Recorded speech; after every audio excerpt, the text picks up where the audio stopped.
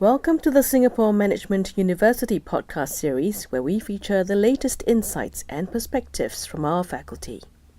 Data security has always been an important area of study by information technology experts and one of the preoccupations of corporate IT departments. With the proliferation of laptops and other mobile devices and the generation of large amount of data by individuals, corporations and governments, the protection of data has become even more important. In this podcast, Associate Professor Ding Xu Hua from SMU's School of Information Systems shares his insights on the nature of these cyber threats and how the research undertaken by he and his team can help to counter these threats. Professor, what, in your opinion, is an ideal data security system? Well, that's a very tough question to answer. It's like I ask you, what is the ideal car you want to have? If you ask 1,000 people, you may get 1,000 different answers, right? If you look at cars, you may want to say, I want the car to be fancy, to have a powerful engine, to save the gasoline. Maybe it should be cheap. The same thing for our security systems, right? You want to have a secure system. It's able to deter the most of the attacks. Of course, it cannot deter all the attacks, but maybe most of the attacks. And we want it to be user-friendly. Does not give the users a lot of trouble. And we want them to have very little impact on the performance. Right. So security is not a beneficial service to us in terms of doesn't improve the functionality of our system. It will always add to the cost. So it's difficult for us to define what is ideal one. So if I must make an answer here, I would say an ideal system is the one that suits your need. So you have to make a balance between the security, the power of the system, and the cost, and whether it's user-friendly. Can you share with us what your team is currently working on to enhance data security? What are the new and exciting features that your team is putting into this security system? My team at SMU actually is building a more trustworthy system, in the sense that we wanted that the human users can place more trust on our system. In the computers, many of the trust are placed on the operating system. Operating system is a huge software. It's likely to fail in the sense that it has lots of vulnerabilities. So when we talk about finance, you may heard of this, it's too big to fail, right? In the 2007 crisis, so they said the banks are too big to fail. But in security, it's a different thing. Software, if it's very big and very complex, it will have more vulnerabilities for the attackers to explore. So therefore, this will give the attackers more chance to compromise our system. And OS is a special software. It's like a housekeeper of our computers. It will manage all the resources, software and hardware. So OS is not that strong for us to place the trust on them. On the other hand, so we want to have a small device, small software that can work beneath the operating system, so we can trust it.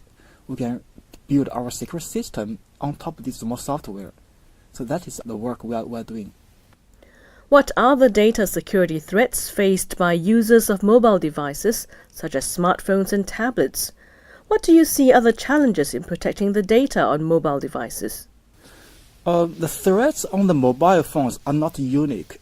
I think most of the threats on the desktop PCs can be upon the mobile devices, because nowadays the boundary between the mobile devices and the desktop PCs is very blurred. There's no clear boundary.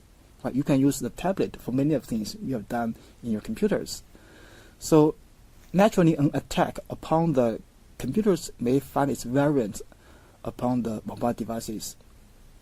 However, attacks on the mobile devices have their own features. This is because the phones or the tablets have a close relation with the human users as compared to the PCs, right? We use phones for making phone calls, SMS, you play games, right? You even use the online chatting with mobile phones. It's closer to users. Also, the mobile phones have other devices which PC do not have, such as GPS, such as the sensors. So the attackers may try to steal our personal data, such as your activities in the social networks, activities making phone calls, your locations, right? One of the challenge of defending the mobile phone as compared to defending the PC is application. Why do I say that? Because in the mobile phones, users tend to install lots of applications, including games. Those applications can easily download it from, say, Apple Store or the Google Store. So you can install them. If you're not happy with them, just uninstall them. But you play them without really checking their integrity, checking their security strengths. So you don't know whether they are built for a good reason. They may have a hidden malicious purpose there. So this is different from PC. Okay, I use a PC for my work. Maybe I play games, but I don't install lots of applications. So that's a huge difference. So therefore, because of this different human behavior, this will give the attackers more space, more opportunities to attack a mobile phone as compared to attack a PC. What is your team working on in this area? We just started. We try to use the techniques we have developed on the PC, try to make sure it can work on the mobile phone as well. Of course, we have to consider the human factor to make the system to be more user-friendly and to really protect what the user wants to protect. What can governments, businesses, and individuals do to safeguard their data? Again, this is a big question. So how to save our data? I think there's in the real world there's no shortage of good or strong technology to protect our data. I think the main problem faced by the government or the companies nowadays is the security awareness. Still, there are lots of business, lots of SMEs. Maybe I think government are doing better in this way. Still, lots of small companies, they did not pay sufficient attention to protecting their data. As I said before, attacks nowadays are more targeted. They want to get your value, get the data. So you will notify you are under attack if you do not pay sufficient attention, right? Because attacks nowadays are not violent. So I believe there are lots of companies, their data have been compromised, but they're not aware of it. So the companies need to raise their awareness in terms of receiving the security education. Also, the staff, the employees also get more exposure on security. Know what is a good approach of protecting their data, approaching their emails, how to use their phone, their browsers in a correct way. Since there is an increasing number of cyber threats and attacks, why is the level of awareness still low? Is it due to the cost factor? Definitely, it's a cost issue. You want to invest the security awareness education for the employee or for the staff is a very difficult job. Because people tend to be snobby in terms of dealing with security issues. It's like something in the real world, in the physical world, not in the cyberspace. Say I walk on the street.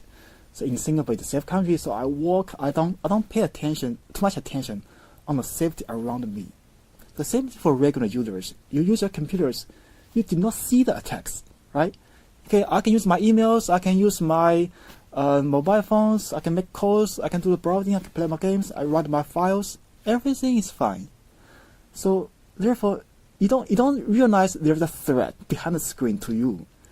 So it's difficult for the general public to get this kind of alert from the cyberspace security.